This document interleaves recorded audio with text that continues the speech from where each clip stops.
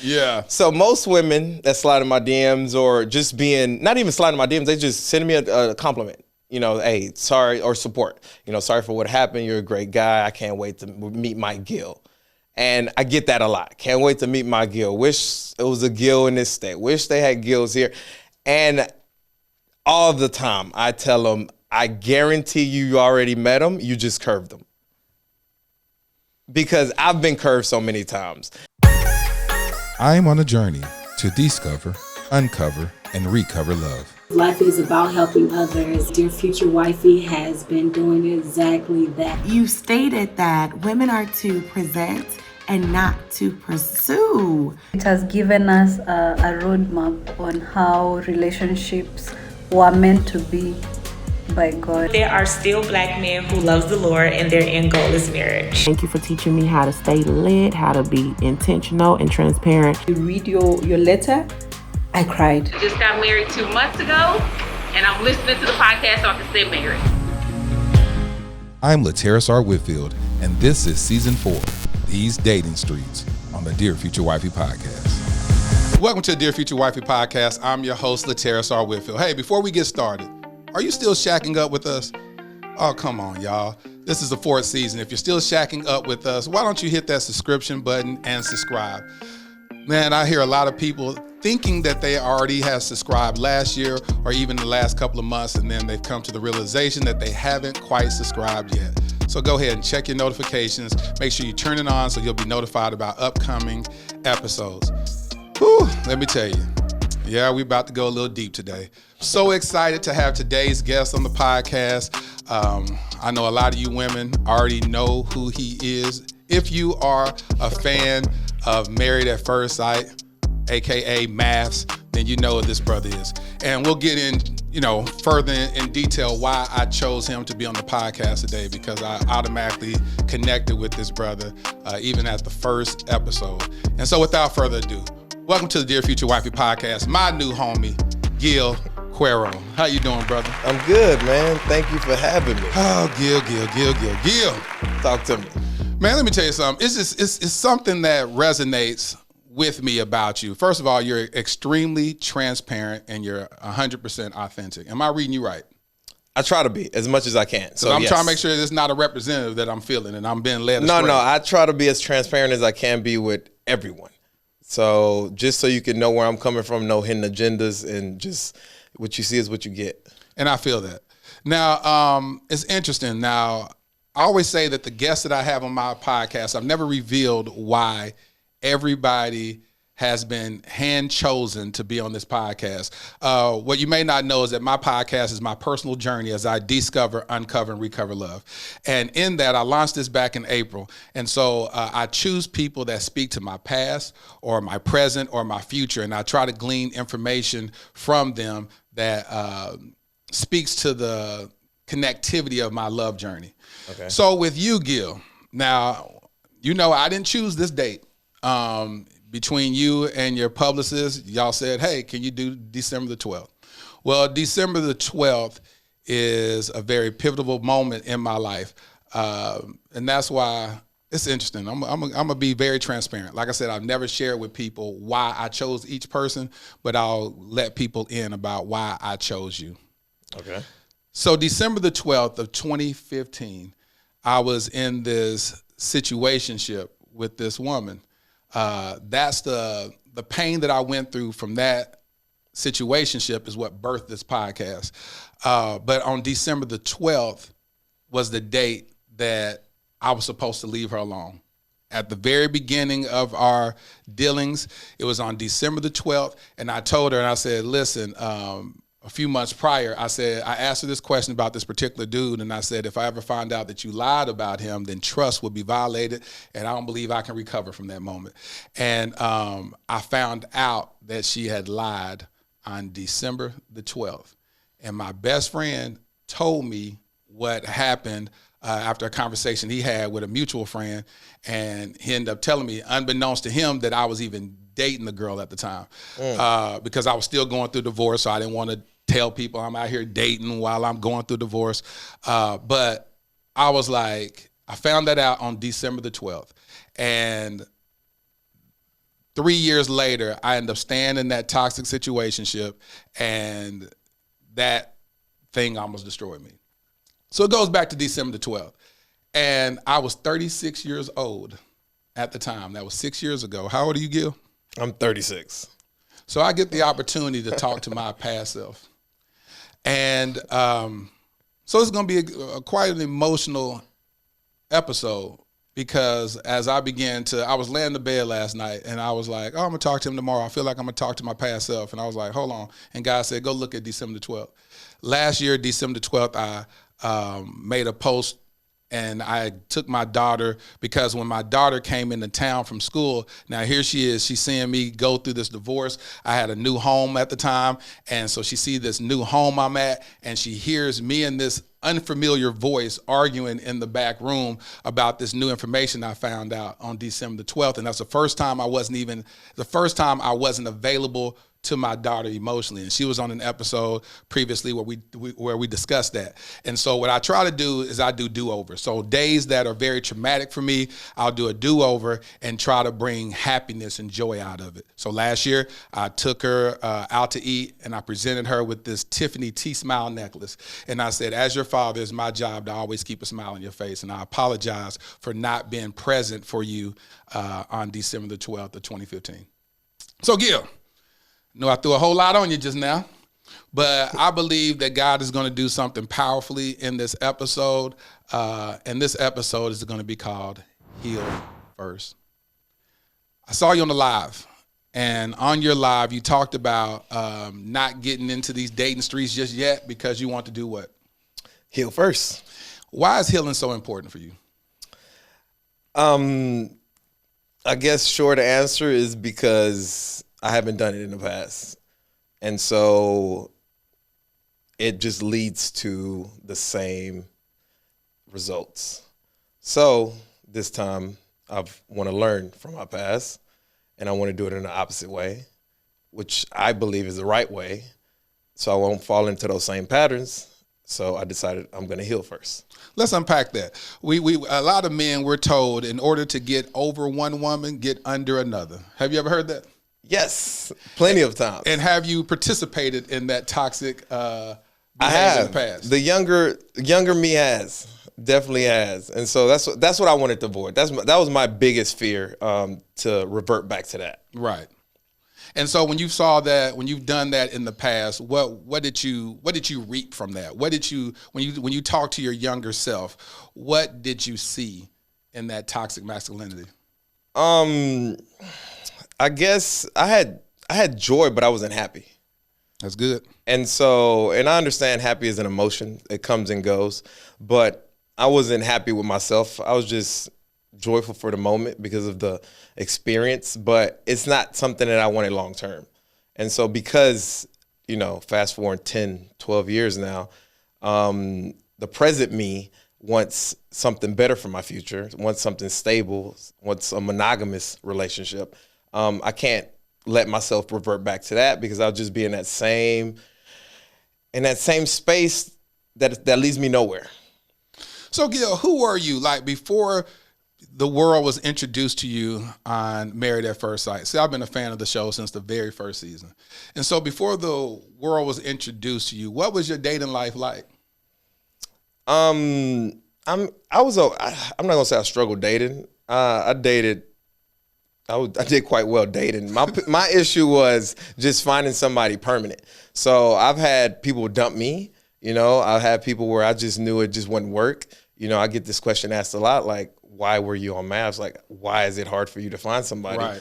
And I can honestly tell you that if I was dating maybe 90% of my exes today, I would stay with them because I'm not the same person I was when I was dating them. I learned from a lot of those mistakes. I wasn't as open as I am now. I wasn't as transparent and willing to communicate as well. And I wasn't in touch with my emotional intelligence, I guess you could say, as I am now. So I've learned a lot from my past self.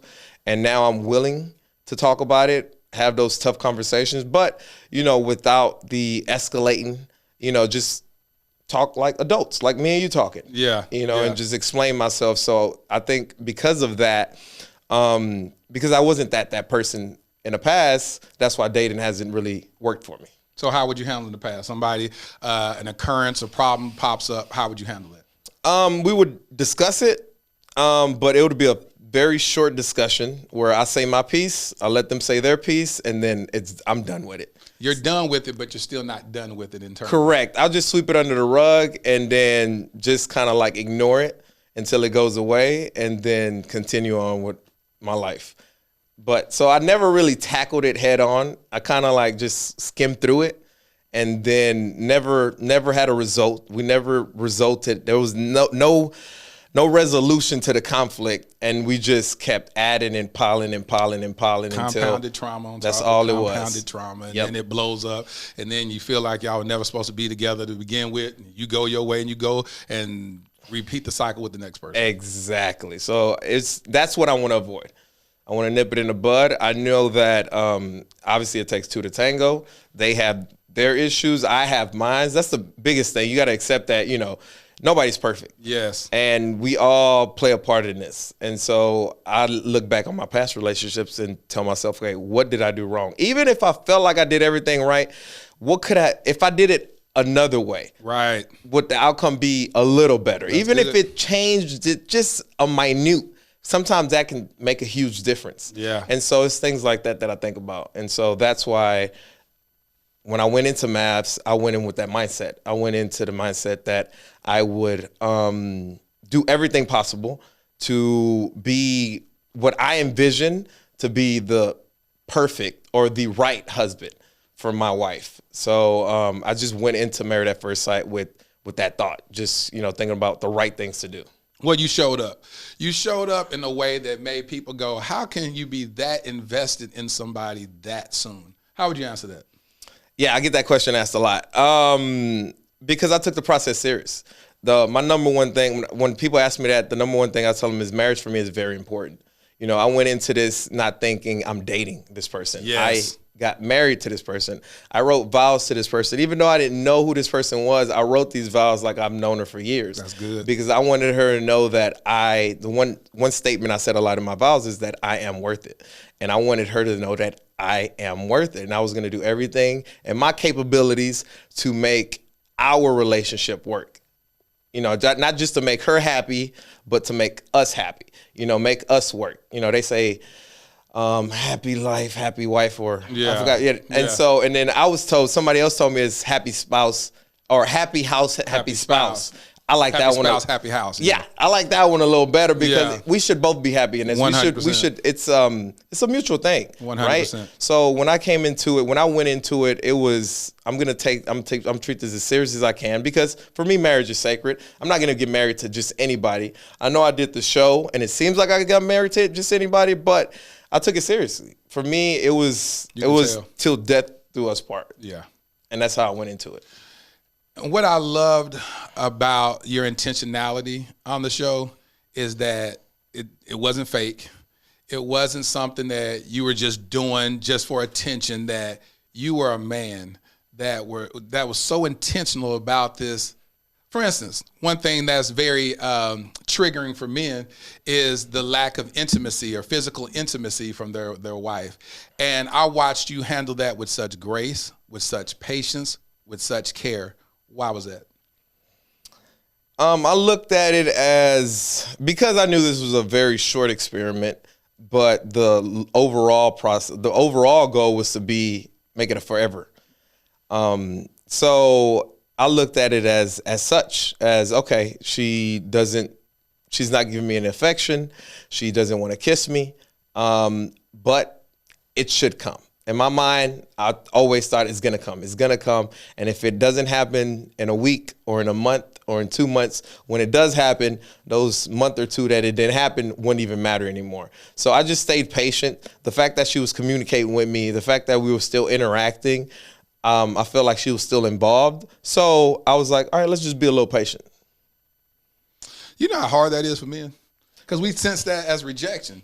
Oh, absolutely. Because the number one, quote unquote, need for a man from a marriage, we say respect and whatnot, but physical intimacy. And so for you to start off your marriage, and of course, sometimes it may seem a little unrealistic for you just to meet somebody and you jump in the bed with them or whatnot, but you are married, and so in that sacredness, you are permitted to have sex. And for you to be rejected a lot during that, it was like very triggering to me. I was like, God, he's just getting rejected. Dang, he's such a nice guy. He's catering to her heart. He's catering to her feelings. He ain't like he's just trying to jump her bones. He's like being very sweet towards her, and then bang, rejection. How did you process that though? I know you said I have a lifetime to build with this woman, but how did you process that internally as a man? I thought about her. I thought about her feelings. That's so good. My thing is, I felt a certain way, but then I thought, well, how does she feel? Good. So my thing was, she's obviously not comfortable. So I need to make her comfortable.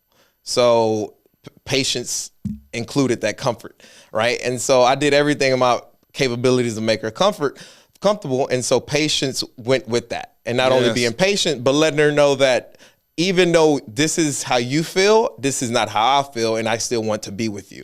So it wasn't, because it could have went sour real quick. If I would have just fed off of that and been like, all right, well, forget it. You know what? You don't want to kiss me? Then forget you then. All right, that's cool. Kiss somebody else. Exactly. You know? And so then that just would have went south real quick, and then it wouldn't have went the way we wanted it to go. Yeah. Or I wanted to go, I should say. And so I just had to be patient. But the biggest thing was think about how she feels about this, you know, because we are strangers, and I took that into a part. And even if we are married, I do feel like, you know, why not? What's a kiss, right? But you can't, just because I think it's not a big deal, I can't assume she doesn't think that. Yes. And so I thought about her. Have you always been like that? No, absolutely not. That's recent. That's like, Did you become that for the show? Or did the show introduce you to a new level of you where you started operating in the sense of being Yes, patient? I will say that. The show allowed me to test my theory. And that's where I was like, this is where I have the chance to do it. Because it's funny, because I had just got out of it wasn't a long relationship. I had just got out of a short-term relationship with somebody, and I was testing my theory with her. But that didn't work too well because she just was very insecure about a lot of things. And so it didn't allow me to really kind of like cater to her like I wanted to, because it was more like me trying to build her up. And that's just a lot. Yes. A lot. And I don't mind it, but when you're like, when I'm trying to build you, but you keep fighting me, it's like, it's just so much I can do. Yeah, it's like trying to save somebody that's drowning and they're fighting you, and now y'all both drowning. Exactly. Yeah, so I couldn't do it then and there, but this, being at Married at First Sight, being that, you know, everybody, you guess that everybody that goes on the show is willing to want to stay married and want to be married. It allowed me to test my theory out of, okay, let's work on this communication. Let's work on thinking about their feelings, taking it into a part, and going from there and see how it goes. And I mean, it worked out. I felt like it worked out well. And, you know, I had great subject in my wife to make it work, because she had tested everything it. you needed to test your theory and create your She hypothesis. was the whole science fair experiment. Yeah, for that. So yeah, I feel like the show definitely helped me kind of test that out. Was there any point where you wanted to just give up and abandon your theory? No. You was committed. Yeah, I was committed, because it was 2 months. It was no way I could give up. I mean, if I can't make it in 2 months, then I shouldn't get married at all. So it was too short of a time for me to be like, I'm just gonna quit, because I know marriages has their ups and downs. It's life. I mean, I've been in long-term relationships, and it has its ups and downs. So I can't expect it to be just great from the start, even though it should be, right? It shouldn't be a struggle in the beginning, but the circumstances are a little different. And so you gotta keep that in mind. And so, I had no quit in me, zero quit. So when you talk to people and they say, what made you go on the show? Because here you are, you didn't just start becoming handsome after the show. That women, well, let me ask you this. Were you the type of guy that never had a problem getting women before the show? I wouldn't say never, but because I had problems, like, I would say, like, early 20s, but like mid 20s and on, I did okay. You did okay. I would say yes. You never had a problem. No, come on, we're gonna call it like I didn't have. Okay, we'll call yes. spade a spade. I didn't have a problem. You wasn't running around talking about, woe is me. I ain't had a date in 6 months. That's not Gil's testimony. No. I didn't have a problem getting a date. I'm not gonna say that. And so you come on the show that is direct. Okay, this is interesting. Have you ever been close to being married before the show? Engaged? No, I wasn't engaged. I actually broke it off with one of my exes because I decided I couldn't marry her. When I thought, we were living together, we were together for a while, and next step, obviously, I don't want to be dating somebody for 5 years. So I was ready to, all right, where's the next step? So when I thought about it and I decided, no, I don't see myself marrying her or, just asking her for her hand, I told her. I let her know. That was the first time. I think that was the very first time I've actually opened up to somebody. That's good. And let them know that, hey, this isn't going to work because I just don't see myself being with you long term. It's proud of you. It's a tough conversation to have, but it's one of those things where you just kind of like got to rip that Band-Aid off and let them know, like, if I stay with you, it's not going to be good. That's good. And I'm gonna make some huge mistakes, and I'm gonna hurt both of us. Yes. And so I let her know, and so that's the closest I've been, but I've never been engaged. How many years ago was that? That was, what were we in, 21? That was about 5-6 years ago. Good. That's good. So that was the foundation of your emotional intelligence to say, listen, we are living together. The next step, quote unquote, is marriage. I've been talking about this marriage thing, but I can see that you're not someone that I want to continue doing life with. Correct. And you had that conversation with her. And I had that conversation. So her best bet was to be on Married at First Sight, and then she could have got you that way. If she would have popped up around that corner, that would have been very interesting. She's like, gotcha. Yeah. Here we go now. So the interesting thing about it all is that I'm watching your journey unfold, and when you see a man, because the first thing, like you said, people see you on the show and they go, what is he doing on this show? And I know that he's had to leave some bodies in the past, some women in his past that wanted this marriage, that wanted to be married to him. Why didn't he choose them? Why would he choose a total stranger to do life with? Yeah, that's a valid point. I screwed up. We can't get, you can't have success without failure. There it is. So I failed a tons. And I admit to it, and and I'm still cool with a lot of my exes. Good. And I've even talked to them before about, hey, what negative qualities did I have when we were together? What did I do wrong? Because we were cordial and we talk and we have no animosity. So they're like, yeah, I'll tell you it's this, and that, and the other. And I'm like, okay, thank you. And I take it like that. I don't gripe about it. I don't. No, but are you sure that no? This is what she perceived. So I'm gonna take it for what it's worth and go from there and grow from there. Exactly. That's good. And grow from there. That's powerful.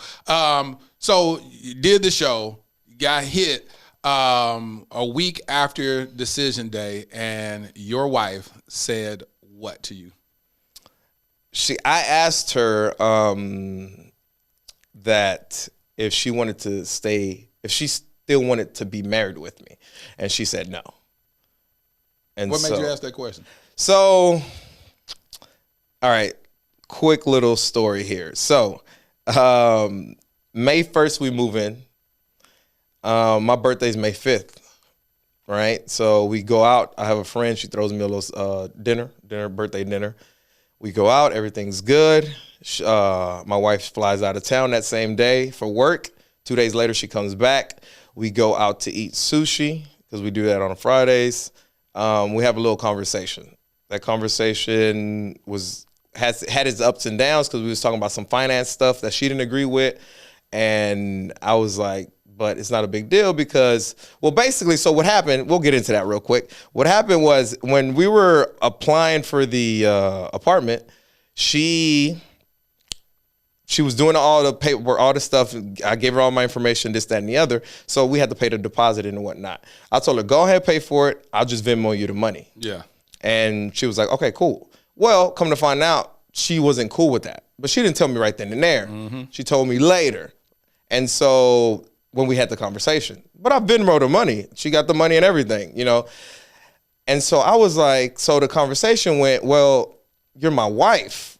I don't see why that's an issue. I'm not telling you to pay for me. Just pay and I'll give you the money right back. Right. You know, and I mean, Yeah. I get it that you make your money, I make my money, but that mindset has to change a little bit now that we're married. So that's where the little back and forth went there. But so that kind of died off, and I thought it was whatever. It was smooth because there was no more talk about it. And she knows how I am. If there's a problem, just please tell me, and we'll try to address it, and then come with a solution. So weekend comes, I work that Saturday. So Sunday, I'm supposed to have some people over. This is May 9th, by the way, right? Moved in May 1st, May 9th. Sunday, I was supposed to have some people over, but I decided, you know what? I'm tired. I just worked a 24-hour shift the day before. I just want to chill. I was like, I just want to lay in bed with you and just chill. Can we just, cuddle or whatnot? And she was like, cool. Well, come to find out, she had already plans to throw me a surprise birthday party. So she came back with a cake, and I'm like, what's this about? And she was like, no, I just got you a cake. And I was like, okay, cool. And then 2 hours later, all these people showed up. And I was like, oh, okay, that's what's up. So went to the little business center of the apartments, had some friends over, cut the cake, had a good, it was good. It was a great little time. Great little surprise. Yeah, it was a good little surprise. Loved it. She gave me a nice little card, a little thoughtful card she wrote out. And so then we go back to the apartment. A few people come back, help us bring some stuff up. And then that's it. Everybody goes their way. We say goodnight to each other. We go to bed. Yeah. Everything is copacetic. Everything's smooth from what I can tell. This is my perception, right? Yeah. All I can tell you is my side. So go to sleep, wake up the next day because I got to go to work. I go to work. I get to work between 5:30 and 6 in the morning. So I get up around 4:30. And the first thing, so as soon as I get out of bed, I just have this gut, something's not right. Right? We know when something's not right, right? Oh, we know. And the reason why I say that is because every morning when I wake up, the first thing she does is as I get out of bed, she pulls me back into the bed. Yeah. Well, she didn't do that that morning. And so I was like, okay, something ain't right here. Start switching up those habits. Yeah. So I paused for a second, and then I just look at her. She's knocked out. And so I'm like, let me go in for a kiss. If she doesn't kiss me, then it's definitely a problem, right? I go in for a kiss. She kisses me. I'm like, okay, we're good. Whatever. So get ready. Get to work, and then so I worked my 24-hour shift or whatnot. I talk to her here and there, but because she's busy, so I kind of leave her alone throughout the day. But I also didn't hear from her a lot, which is rare because she usually blows my phone up while I'm at work. And so around 7 or 8, I hit her up. I'm like, hey, I don't know what's going on, but something's up. My gut's telling me something's up. I don't know. She's like, well, yeah, something is up. And I was like, okay, well, let's talk about it. She's like, well, I would rather talk about it in person. And I was like, you're absolutely right.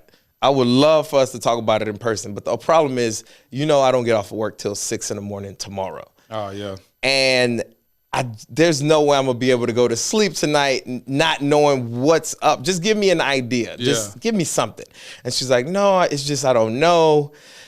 I've just been thinking, and I'm like, what are you talking? You talking in circles. Can you just please? And I was like, you know what? I'm going to make it real easy. Let's get this out the way. Do you want to be with me, yes or no? Wow. You just went straight there with it. Straight there with it. Because it's just something was telling me something was right. And so she said, no. She paused and said no. And so then I paused. And did you rephrase the question? I'm saying, did you hear what I said? No, I was in shock. And so I just paused and I was just like, took a deep breath. And then she said, so what do you want to do now? And so I was like, I'll figure it out when I get home tomorrow. And then I just hung up. And so the next day comes, I leave work, I meet her at the apartment, and I was like, all right, so we're going to talk about this? And so we talked about it, went back and forth, but it truly just didn't go anywhere. It was just a lot of I didn't get a concrete answer. It was just a lot of this, that, the other, this, that, and the other. I mean, she said it at the reunion. Everything she said at the reunion is pretty much what she's told me. She told you. Yeah, she didn't give me anything like concrete. And so I just went with it. I stayed there for about a month because I didn't move out till a month later because we was going back and forth with it. We decided to go to counseling. We did one counseling session together. She said she was perfectly fine with living with me. She just didn't want to be with me. She's like, it's not that I hate you or anything. I was like, I just don't think it's going to work out. And so she wanted to be roommates. Pretty much. And so I was okay with it, but mainly because I still obviously in love with the girl. It's my wife. I still want to be there. I'm still trying to do whatever I can. So obviously I'm not going to leave. I'm just not going to call it quits like that. But after a while, I just realized that it just wasn't. I was making myself worse. It was just very toxic for me personally. It was just making me worse. I was just feeling worse every day. Yeah. And so I was like, for me to, if I'm gonna ever get better, I gotta just remove myself as quickly as possible. So she decided to move. She was like, hey, I think I'm gonna just go get another spot. You can stay in this apartment. And I told her, no, don't worry about it. I'm gonna get a spot this weekend. You can stay here. I can't, there's no way I'm staying in this apartment. So she stayed in the apartment. I got a spot like literally 2 days later, moved out 3 days later, and that was that.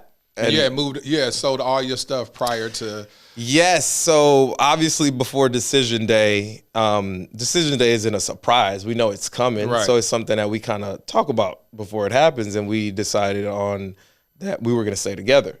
So being that we talked about our stuff, how we was going to manage it, and so the place that we decided to go to, the living room is a little bigger than my current living room that I had in my old apartment. So I decided, and her couch is bigger than mine. So I decided, well, let's just get rid of my couch. Even though my couch was newer, because I just bought it like a year, it was just smaller. So it just didn't make sense in that new apartment. So I was like, let's just sell mine. And then we didn't need a second bed, so I sold my bed. I didn't need anything in my bedroom, so we sold that. So I sold that. Restroom stuff, donated that stuff. Like, I didn't need any of that stuff because we were going to start fresh anyways. The only thing we kept from her was her couch and her bed.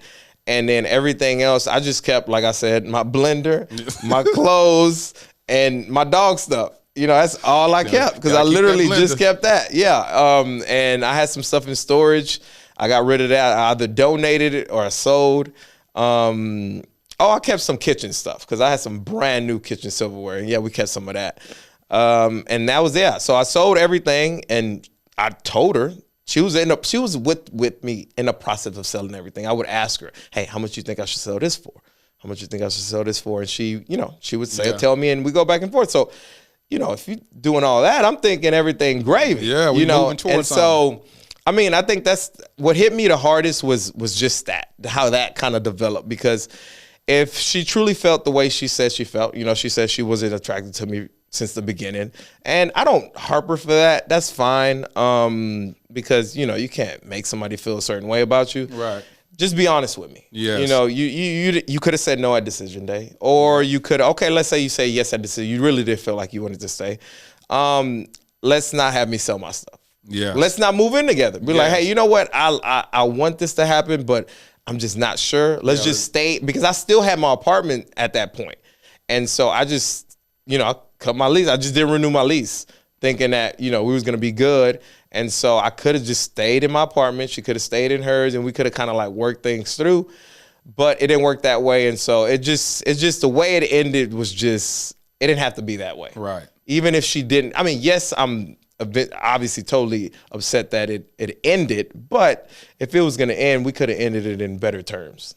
And you felt like y'all had enough of a foundation built in your relationship where y'all had mutual respect for one another that she should be able to tell you that instead of leading you down that path? Absolutely, because we had conversations on the show where we talked about our future and like legitimate goals that we had, not just these fantasy goals. We set financial goals. We set if we was gonna have kids, when.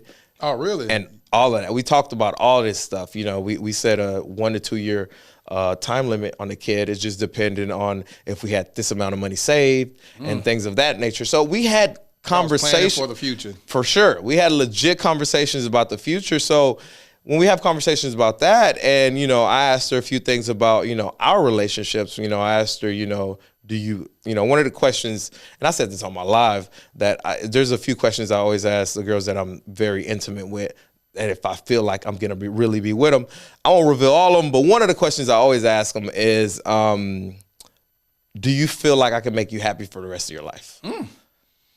That's like that's a powerful question. That's a very powerful question. That's like one of my, I have 3 questions. That's one of them. I can make you happy for the rest of your life. And so, and I say it when we're like, just not happy-go-lucky, not sad, just in a normal time, because I don't want emotions to deter, to determine that answer. And so when I asked her that, no hesitation, she said, absolutely.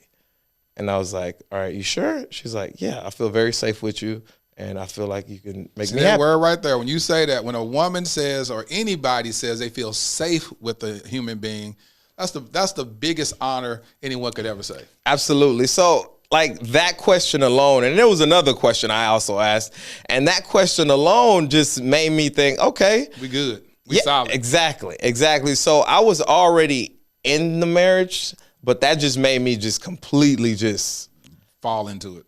Absolutely. Yeah. I was head first. Skydive. That's it. You know what I mean? I would have dove. If it was 2 feet, I would have dove in head first, not knowing it was 2 feet, because I was just in there. Yeah. So that's why, for me, I felt blindsided. Because if she did feel that way, and I would never tell somebody how to feel. Yeah. Like, if you truly feel that way, that's perfectly fine. But I feel like you can at least communicate. Yeah. At least tell me something. Give me a heads up. And when I saw your reaction on the reunion show, I'm trying not to get teary-eyed. I don't know why that's hitting me right now. Is because it's something about watching a man cry.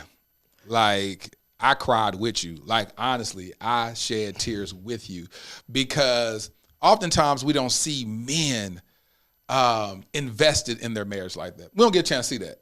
And men, we will go through a divorce. We'll go through some of the most painful things ever. Get your arm amputated and just, I ain't finna cry. I'm good. You know what I'm saying? And you cried and you said, I can't believe this whole time I'm crying now.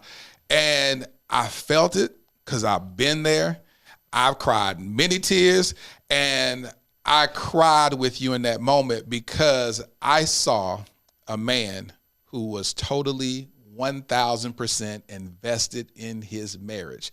And you said, these people acting like this is some game or something, like this is my marriage we're talking about. I was like, I feel you, Gil, because that's where I'm at. Like, this whole process of me going through this whole healing on this podcast, and the letters, like you said, you wrote your vows. I write a vow every episode. I literally write a letter to my future wifey and put it in this box every episode. And if you think I'm gonna take marriage lightly this go around, you're sadly mistaken. It's till death do us part. And when I saw you go through that, and you were sitting in the green room, and you were like, wow, like, I can't believe this. I felt it. I was connected to your heart. I was connected to your authenticity. I was connected from a man to a man, and understood the gravity and the weight that you were experiencing at that moment. Was there opportunities while y'all were married that y'all went through counseling off camera? No. The only counseling off camera? No, absolutely not. The only counseling we got was on camera when the experts came and saw us, but we didn't do it. I mean, it was after the fact. That's what I'm saying, afterwards. Oh, yes. Yes. Sorry, then. Yes, we had that one session. We went to a therapist, a relationship therapist. But, I mean, it was just more of, okay, so how you feeling? And what's your goal for this marriage? And how I'm feeling, what's my goal? And our goals didn't connect. Our goals was completely, they were going opposite ways. So, the therapist was just like, the problem is y'all don't have the same goals. So it's kind of hard to help y'all trying to reconcile or trying to see, one side to another when y'all don't want the same things. Yeah. And so that's when we decided, all right, well, let's just go separately. And if we feel like possibly, let's do it again together, then we would do that. But that moment never came. And so, you know, I went my way, she went her way, and I continued on with therapy. And here we are. So you continued going on in therapy, and you touched on this at the very beginning, where you said you didn't want to revisit past mistakes. What made you decide to stay with that therapist, even though y'all started off as a husband and wife going to this? You said, I'm going to go ahead and take this journey personally. What made you continue? What connected you to that? So before I get to that, I would say I didn't want to go to therapy. I didn't really care for therapy. I'm like most men, whatever. Yeah. Like, I'm going to be telling some stranger my business. Like, what they going to do? What they going to do? Yeah, they just going to sit there and write a little notepad and I don't know what they doodling or whatever, but what I did is I went to like 4 or 5 sessions by myself, but my headspace wasn't in the right place. I was completely just thrown off. I was depressed, I would say. I was 100% depressed. Yeah. So everything she was saying wasn't filtering. Like it was getting blocked and my thoughts were just everywhere. So after the first 5 sessions, you know, I decided I was done. You know, and, you know, my therapist, she's a straight shooter. And I respect anybody that's going to be very frank and straight with me. She said, "You done?" I said, "Yeah, I'm done." She was like, "All right, I'm not going to convince you. If you want to be done, you done. It's your money." So I was like, done. All right. So I left. So, but over a month's time has passed and I thought about it. I was like, you know what? I didn't even give this lady the opportunity to do her job. Like I didn't give therapy a chance. There's a reason why a lot of people go to therapy. It works, you know, whether it's my fault or whether she's not the right therapist. Let's give her a shot, another shot, a legit shot, and then go from there. So I called her, I emailed her, set up an appointment, and it was great. That first session was awesome. You know, I gave it a shot. I love how straight she was. She didn't sugarcoat anything. She told it like it was, and I just loved it. And so ever since then, I started going every 2 weeks, started to feel better, started to implement the things the exercises that she told me to do. And one thing I personally do is I record all our sessions and I go back and listen to them. Good. And so I reflect on everything because obviously it's like taking notes in class, right? Sometimes you miss stuff. Yes. So I just record it, and I just listen over and over and over. And there's some things that she hits on that I'm like, I forgot about that. And so, you know, those aha moments, and I do it up till now currently. So. Yeah, when I tell you hats off to you, bruh, that's when you become intentional about your healing, man. You say I record it and I play it back, I listen. That's what I do with my podcast. I record it, I play it back, I listen. I'll see how I show up in these moments. People say, hey, the Lateris in 2020 is different from the one I see in 2021. I hear you talking different, you seem different, all this. And I was like, y'all literally watching me go through therapy. Like I tell the truth on this podcast. One thing that you told me that I want to give props to Mavs is that you said that they cover your first, 6 sessions? Yeah, so the cool thing about Married at First Sight is that after, decision day, they will cover everybody's, all the participants, all the cast, first 6 sessions, 4 or 6 sessions. I'm not 100% sure on that. Therapy sessions, whether it's couples therapy or singles therapy. So those are the ones I took advantage of that I actually didn't take advantage of because it was a waste for me. Yeah, because I didn't give it no shot. Yeah, yes, sir. And I have to give the show credit for that because it's not like they take you through this experiment and be like, all right, well, y'all, you're on your own. You're on your own. Hope you get healed. All right, next cast members for next season. Nah, they make sure to take care of you because they understand that it can be mentally tough for a lot of people. And I respected that a whole lot. One thing that you were talking about earlier was, early in the day when we met for lunch, is the trauma as you went through therapy. It started uncovering unhealed trauma in your teenage years. Would you like to touch on that? Okay, so like I was telling you, like I've never done therapy, and I should have done therapy a long time ago, especially with my dad's situation. When my dad passed away, everybody that watches the show knows that my dad was murdered in a home invasion, and I was in the home when it happened. I was laying in the couch, and they kicked the door in. They walked right past me on the couch, and they went towards my dad's room and shot at the door. And he got shot like twice. I think it was twice on his neck, and they ran off while I was still laying on the couch. And so I at the time I was 14 when that happened. You know, I ran into the room to check on at that time, his girlfriend and a baby, because he had a 1-year-old and his girlfriend, but she was in the closet. So when I heard the baby screaming, I went into the closet to see if they were okay. They were fine. Saw my dad. He was in the restroom.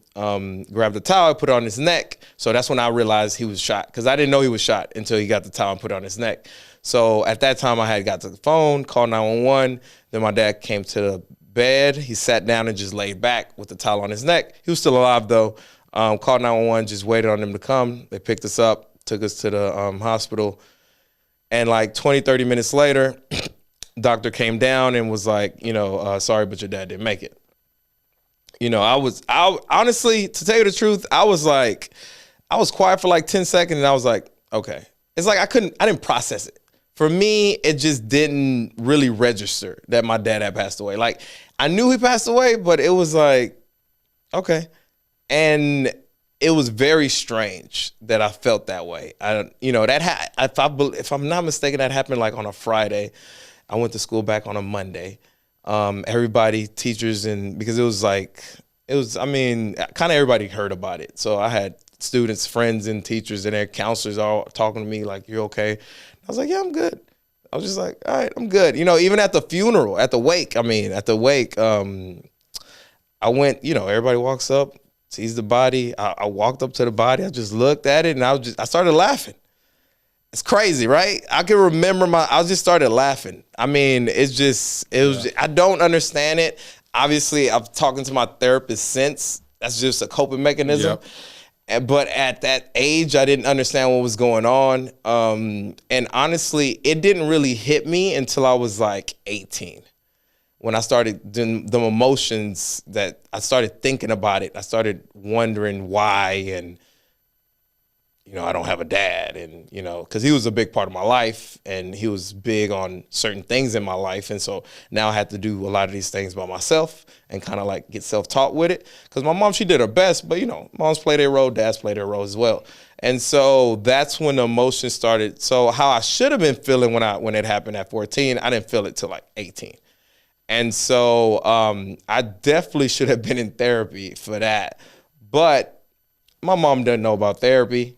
She didn't have no money for therapy at that time. That we didn't know about resources where you can get free therapy.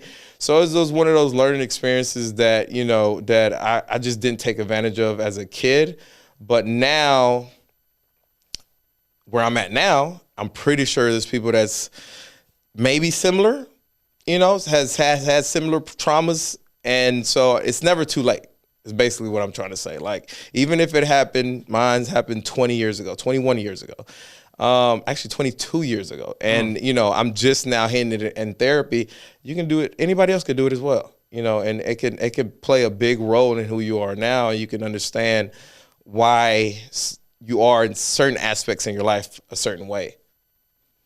So was it a specific thing at 18 years old? Was it graduation coming up? Was it something that triggered you and set you back to 14 and go, wow, I never processed this? Was it a football game? It was after graduation. It was because I didn't go to college immediately after graduation, after high school, I should say. And so I was like, okay, now what? A man gets his identity from his father. And I had this conversation with my son. I adopted my son Armani 2 years ago, and he is funny because he think he understands life. He's like, I'm finna leave and I'm finna go do it. I said, son, you need me for direction. I like, you think you know right now. At least wait till you graduate and we can have a conversation about the next direction. Well, I can figure it out, son. You want the benefit of me right now. You definitely want that GPS. It's like, really? You definitely want that. And he was like, well, I said, son, you don't even know what you don't know. That's exactly. The problem. You don't even know what you don't know. So sit back. And so I'm glad that you talked about that. And first of all, thank you for sharing that, is the fact that you graduated and you said, now what? How do I step into this manhood?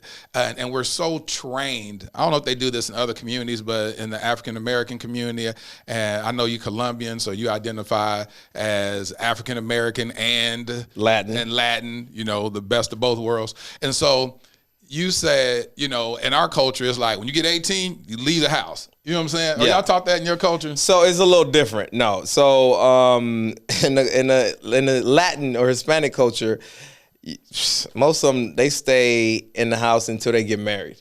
So they could be, it'll just switch, roles will switch. So, you know, your parents take care of you, and then as you get older, you take care of them. Y'all just stay in the same house. So that's how it is in the Latin culture. So my parents are very Latin. So in that sense, very traditional in that sense. So that's how it kind of goes. But since I didn't have my dad around, it was just me and my mom. And my mom, she did her best, but I wanted to help her out. I didn't want her to have to struggle. So that's why I didn't go to college right after high school, so I could work. Right. And then it took me like about a year and a half until I went back to college. And so in your community, you began to take care of your parents until when? Until you get married? And you said that, but what age did you decide to move out? I didn't move out. So again, I stayed with my mom until 21. And then I moved out and got my own apartment, but then she moved in with me. Oh, okay. Yeah. So that is like, defeat the purpose, Mama. Yeah, here you go. Exactly. So she moved in with me. And then at 23, I bought my first house. And then she moved in with me in my first house. And so even when oh no, she didn't live with me when I was living with my girlfriend. So she had moved out. She went back to Colombia by that time. But so that's why I say like the roles switch. So because I was basically now not taking care of her, because she could still take care of herself, but she didn't have to worry about rent or nothing. She had a room, you know, she had a place and all of that. And I mean, I had somebody to cook for me all the time, because mama's cooking is mama's cooking, right? Exactly. I mean, I can cook, but if you got mom to cook, exactly. Yeah. So that's so then my mom didn't leave until when I was 28. My mom went back home to Colombia to take care of her mother that was obviously getting older. And so at 28 is when I was like, I guess you could say I was 27. I was completely mama free. Yeah. He said mama free. Man, everybody talks about how great your relationship is with your mom and how much of a support she is. Where did that come from? Is that just a typical mom and son relationship, or is it because y'all have weathered through some storms and stuff? Especially with the loss of your father and all that, were y'all bonded together because y'all endured a lot of hardship? Yeah, I guess mainly is because my mom's always had my back. Like, she's been there for everything, and she's let me do some things that she shouldn't have let me done. You know, like I got a tongue ring when I was like in the 9th grade. I should have never got a tongue ring. Like, I would have slapped myself now to get a tongue ring. So like, she let me do that. And I was like, so things like that. Like, my mom was she let me fail. Yeah. Because she knew that's just a phase. He ain't gonna like it later. And so, but she wouldn't let me like fall over the edge, right? Yeah. She'll just let me get right close enough to the edge, and then she'll know that I'd eventually come back. But we had a great relationship because she was very nurturing and very supportive with a lot of the stuff that I've done in the past. And she did her best to try to provide for me what she could and what she could do. And so I told myself that, you know, I gotta get back, you know. Anyway, I mean, we all want to do that, right? Yeah, we all want to retire our parents. We all want to buy them that house, with my mama, that car. So it's just one of those things that I'm just thankful for her, for everything she's done, because I know she struggled, being that she's not from here. She barely speaks English. She speaks it, but it's all broken up. So, you know, she speaks like in hands. You know, when she's like, chicken, I want chicken. So people can understand her and stuff like that. So it's like, I appreciate all those efforts that she did. And so it's me just giving back. Your mama wins charades, huh? Yeah, she good at that. How did your mom take the divorce? She took it way better than I did, I'll tell you that. So she was sad because I was sad. Yeah. But she was like, she looked at it in a bigger picture. She's like, I said this on my live, she's a Christian. My mom, so her thing is God first, right? And so her thing, she will always be like, you know, it's all in God's timing. You know, for some reason it didn't work out. You know, it's unfortunate, but God knows what he's doing. So you got to keep faith. But obviously when you're going through that, you ain't trying to hear that. You ain't trying to hear nothing. Yeah, I'm like, Mom, I'm gonna need something else. This is a broken record. Like, you've been saying this about my whole life. Yeah, come on now. This ain't. Hey, I'm still depressed over here. This is not doing it. So, but that's, she stuck with that. She stuck with that always. You know, I didn't talk to her for a little bit because I just didn't want to hear it. You know, I would call my mom maybe once a week. I'm not gonna say twice a week, but I'd call her once a week. But I was calling her like once every 3 weeks because I already knew what she was gonna say, and it's just I knew she was right, but I just didn't want to hear it. Yes. So that's what it was. But she took it better than. For sure, she took it better than me. She was very sad because she knew I was sad. She wants me to be happy. She obviously wants me to be married. She wants grandkids from my side because I have a sister and she has grandkids from her side. But she definitely wants me to have a kid or two. But she was more encouraging of the fact that, you know, everything will be all right and things happen for a reason. So don't dwell on it too much. You was talking about, I heard you on your first live. And before we talk about that, I was looking for you on Instagram, and your page just didn't come up at all. We discussed, you went from 400 followers to how many now? So I went from 458 followers because I took a screenshot of it because we had to stay private throughout the entire filming. And actually, while they aired the show, we couldn't go public until the last episode aired. And it was done, right? Yeah. So that was the day before Thanksgiving, if I'm not mistaken. Yeah. So then I went public. So I had 458, 455 around there, and in about 2 to 5 minutes, I had 7,000 followers. And then in 2 weeks from that time that I went private to public, 2 weeks I reached 100,000 followers. So it was. What were you thinking, man? I'm talking about you seeing your pages take off from 400 to 104. I think it's like, 104 now, something like that? It's 100-something thousand. Yeah, it's 100-something thousand now. I think 104, 105. Yeah. What in the world did you think when you saw that? Like, what in the world just happened? I honestly didn't think. I thought, okay, I'm on TV. It's on Lifetime. People see it. I'm going to get a good 40 to 50. Yeah, which is about some people get that. That's what I thought I was going to cap out at. On a good day. Yeah, and this 100, I don't know where this came from. Like, for me, it's like, man, that's crazy. Like, all these people want to follow me. Like, I feel like I'm an average person. And I was just being myself on the show. Like, I didn't do anything. I'm not out here. I'm not dunking no ball or nothing.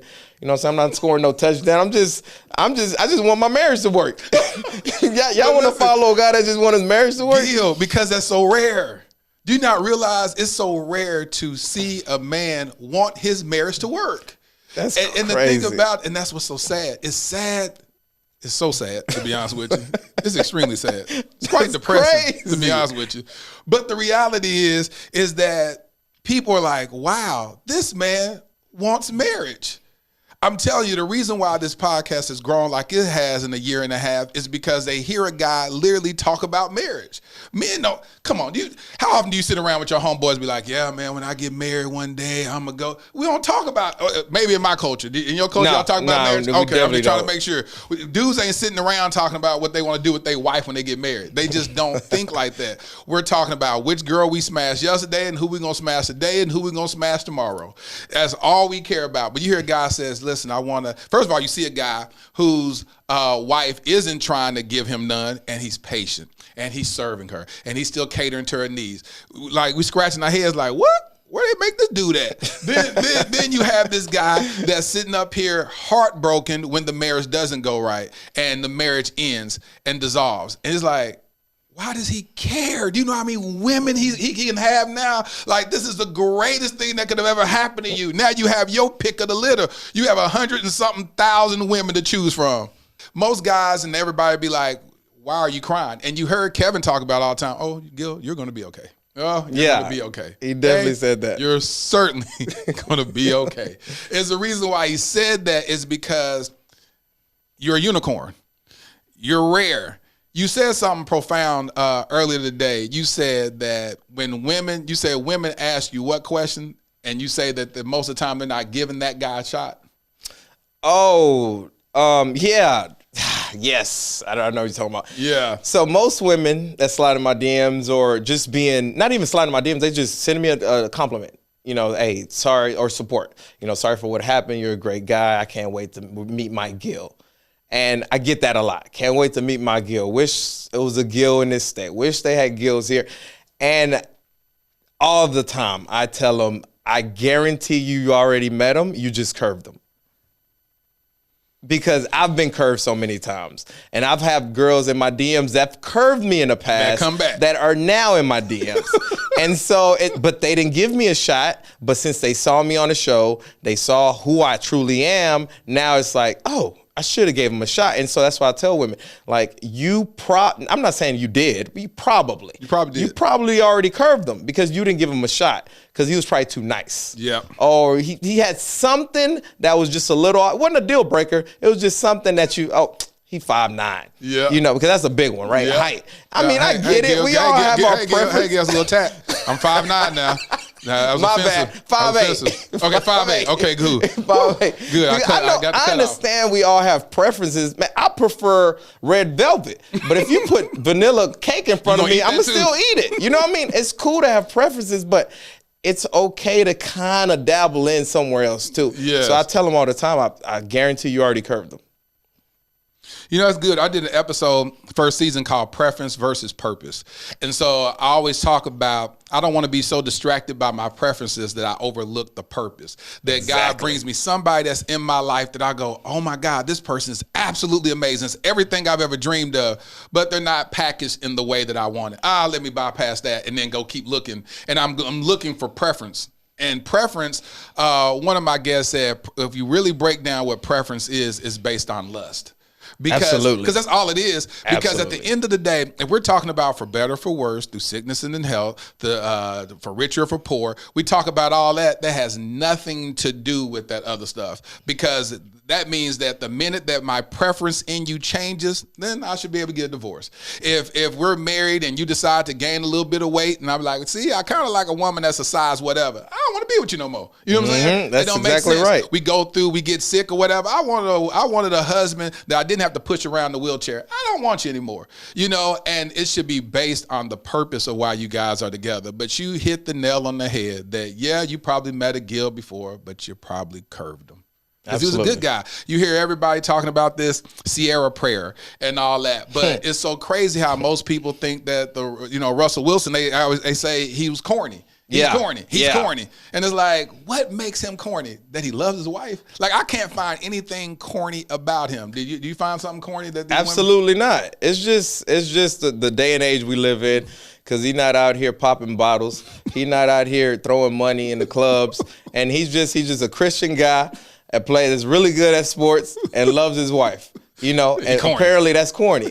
I mean, that's what I want. You know, that's exactly what I want. So exactly, it's crazy the day and age we live today, and you know, I guess social media has a lot to do with it. People get influenced by the bad things. Yes. Or the things that's not important. You know, they don't really have a preference. Their preference is everybody else's preference. You know, and so that's the issue they get. Oh, stop. You can't just run past that again. Oh, you can't run past that. Rewind that back. You said they don't have a preference. Their preference is what? Everybody else's preference. Well, when I tell you we are so persuaded by what other people think and not realizing if you had what other people thought they wanted for themselves, you'll be destroyed in it. Completely. You'll be destroyed. If you got what you thought of, and what you don't realize what the other people have, they don't really want what they have. They kind of want what you have. That's exactly and right. Like, I wish I had that. That very thing will destroy you.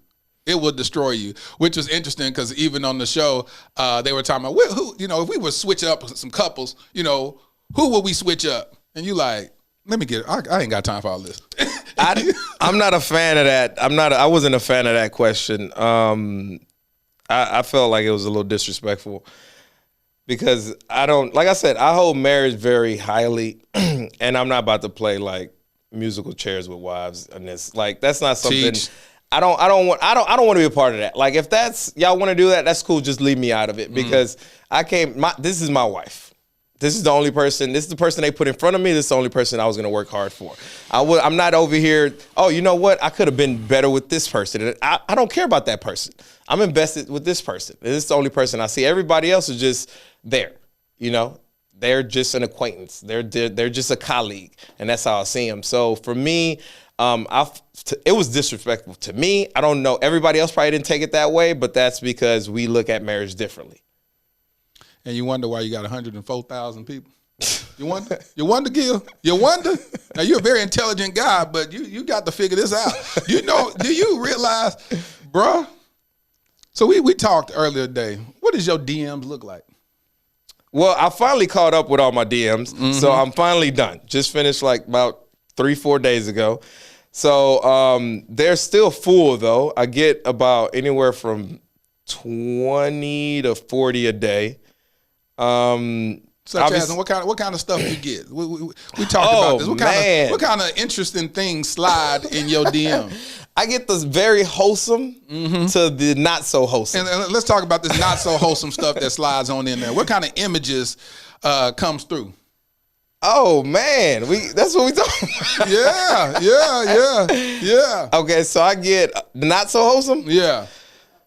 I get some explicit content for sure. I get some explicit content, and I'm very surprised that people can be that bold. And also with the things that they say is pretty bold. So it's funny because all I always hear is how thirsty men can be. Right. You know, I'm like, you know, because I know friends, I have female friends that have their DMs always popping also, and they getting all this stuff. They getting those pics. And but surprise, surprise, women can be just as thirsty. Exactly. They're a little dehydrated too, and so they out here doing their thing too. So I'm very surprised of what I've been getting in my DMs. One thing that I loved on your live, you said, listen, I'm not looking to be in a relationship right now. I'm trying to get healed. Let me heal first. And I said, he gets it. He gets it. He understands the assignment. He knows that because you care so much about yourself. And one thing you said earlier that I don't want to just skate by it is that you said that you cared about her, and that her can transcend whether the name changes from your ex-wife to the next woman or whatever. I care about the her. I care about her enough to say, listen, what is her needs? And so you said, if I can't become the best version of myself, if I don't get healed, then I am going to be giving myself to this other person, and I would actually destroy them in the process. And so that's what's so beautiful about all that. You said your therapist asked you, when will you be ready to date again? And what was your answer? I told her, it sounds cliche, but I'll be ready when I'm ready. And she said that makes perfect sense. You know, I can't say I have to feel a certain way, or, you know, I can't put a date on it. It's just, I know when I'm ready, I'll be ready, because as we all know, hurt people hurt people. Right. And so I'm hurt right now, and I don't want to drown somebody else. Yeah. So my thing is, let me fully heal. I know when I'll be fully healed. I know when I'll be ready, because I'll be willing to give it my all without thinking about what happened. And you know, because my biggest fear was going into my next relationship fearing that the past could haunt me. Yes. And so I know I'm going to be healed. I know when I'm healed, when that's not even a thought. When it's just, I'm going into it blank slate, giving this person 100% my trust and a chance of making it all right. Do you want marriage again? Absolutely. The goal is still the same. Marriage, kids, white picket fence. But it just ain't going to be at first sight. It definitely will not be at first sight.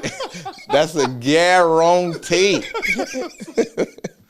Gil, let me tell you something, man. Thank you for showing up. Just authentic, man. I love the trajectory that you're on. I see it. It's so crystal clear.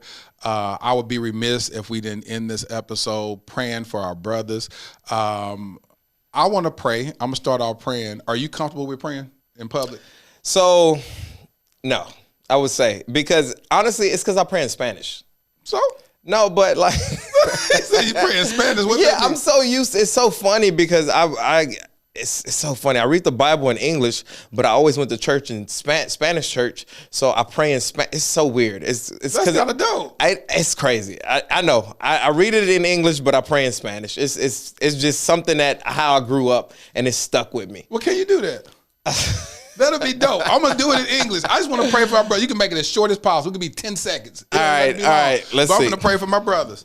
All right, so Heavenly Father, we come to you today. Lord, we thank you for the transparency that Gil has had on this podcast. Lord, you know the assignment. You know that this date that this was recorded, 12/12, the number 12 represents covenant, 12/12/21, God, the number 21 stands for restoration. And we thank you right now for just the provision that you've made and you've orchestrated for this day to take place. Lord, I ask that this episode heals the hearts and the minds of brothers that are suffering in silence, that have withdrawn from their spouses, that have withdrawn from their girlfriends, that's maybe even just withdrawn from their families and friends, where they're just suffering in silence and they feel like you don't hear them. They feel like they're not being understood. But God, we ask that you touch their heart right now in the name of Jesus and you point them to therapy, that they actually submit themselves to therapy and do the work so that they can become better.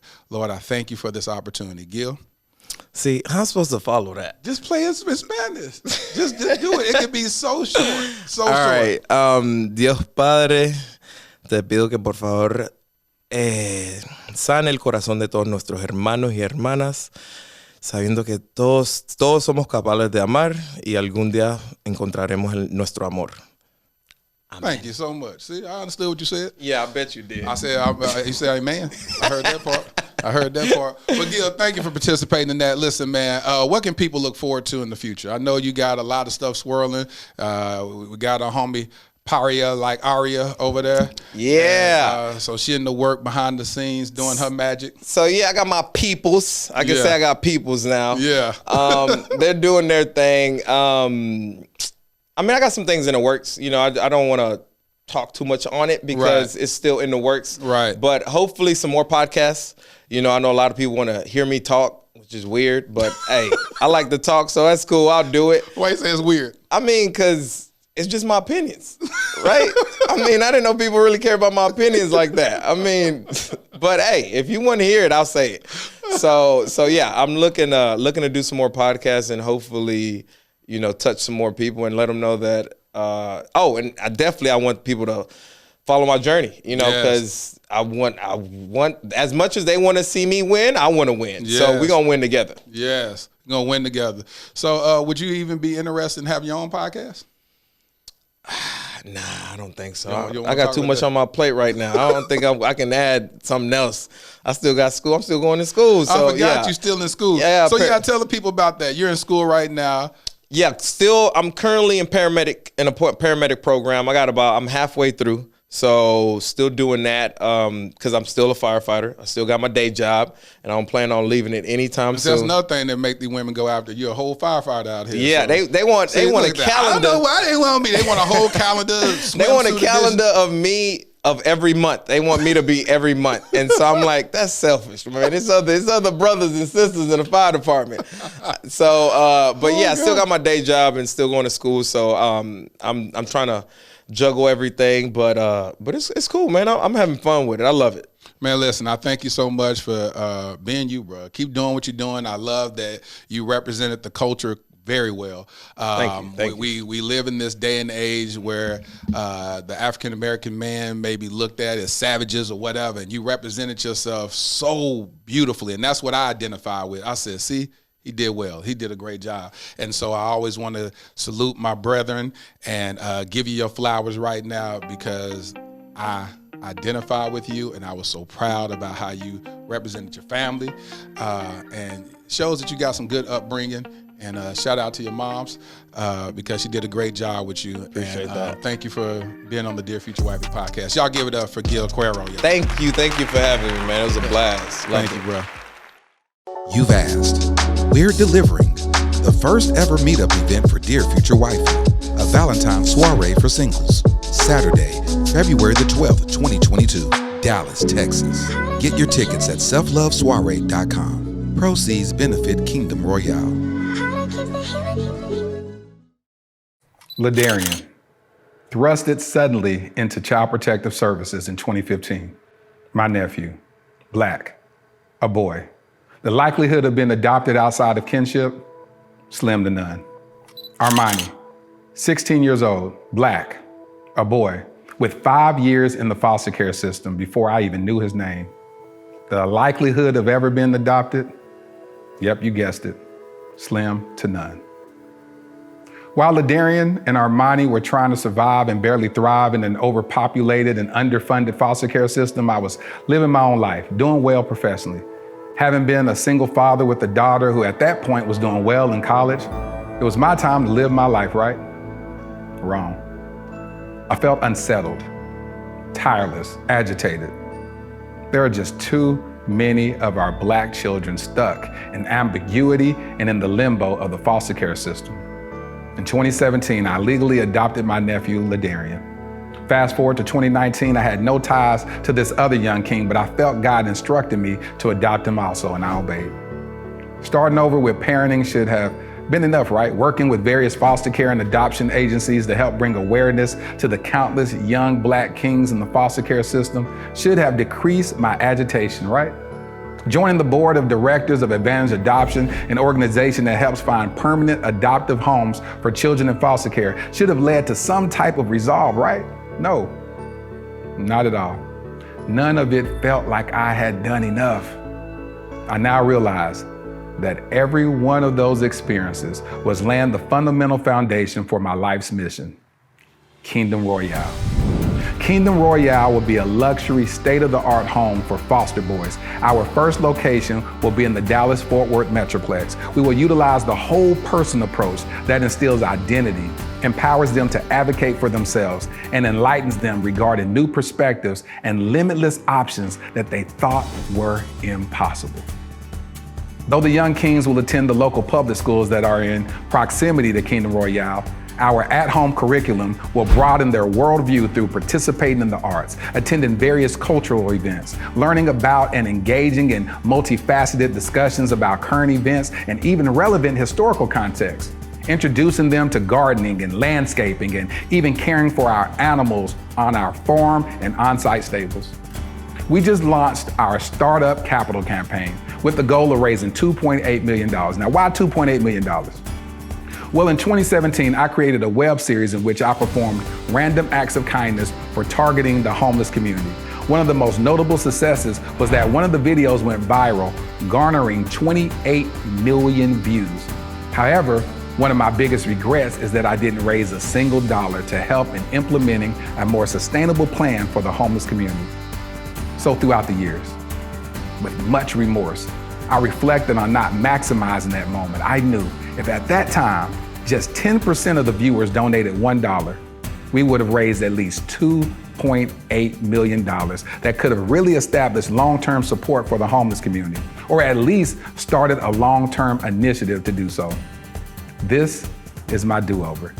This is our new beginning. Together, we can attack this at the root by specifically helping our homeless Black boys who are already disproportionately represented in the American foster care system.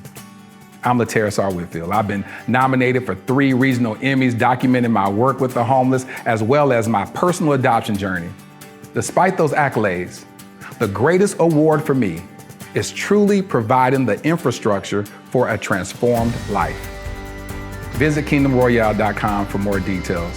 Crown a king and make a donation today.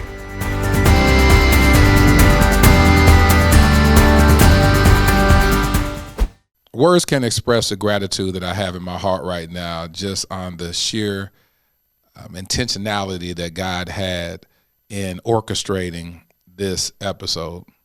I mean, Gil was amazing.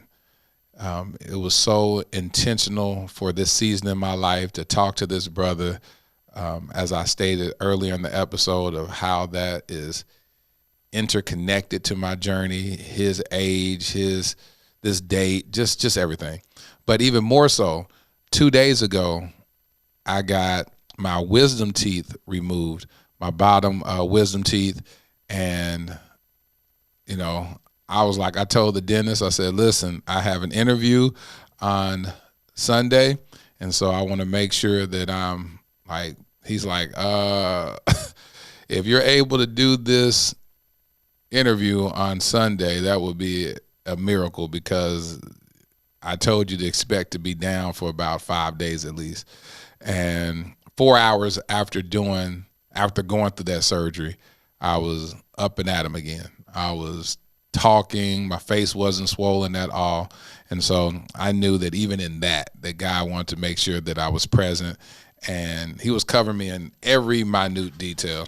So I thank God for that. Here's my favorite part of the podcast, where I speak to my future wifey. Dear future wifey, wow, this journey to you is quite exhilarating. The intentionality the Lord has about healing every intricate detail about my brokenness is humbling, to say the least. He has interwoven various friends, acquaintances, and even strangers to aid in my discovering, uncovering, and recovering love. You are worth all of this work. He's laying the foundation with my blood, sweat, and tears to build something so solid for our marriage to withstand the test of times. You have no idea how special you are to me. The spiritual and emotional fortitude being built independently of each other will become fortified with our I do. Your presence will be my daily present. I will unwrap with hugs and kisses and words of affirmation to prevent me from ever taking the gift of you for granted. You are my do-over, my gracious chance to get love right, my hope in being a hopeful romantic. You are an undeserving blessing, and I will honor you all the days of my life. I love you. Your future hubby. Thank you for listening to the Dear Future Wifey podcast. Remember, be lit, live intentionally and transparently, and don't stop loving. Make sure to subscribe to our Dear Future Wifey YouTube channel. We're available on Apple Podcasts, Google Podcasts, Spotify, and Stitcher. We welcome your support. Simply share our podcast with your friends and family.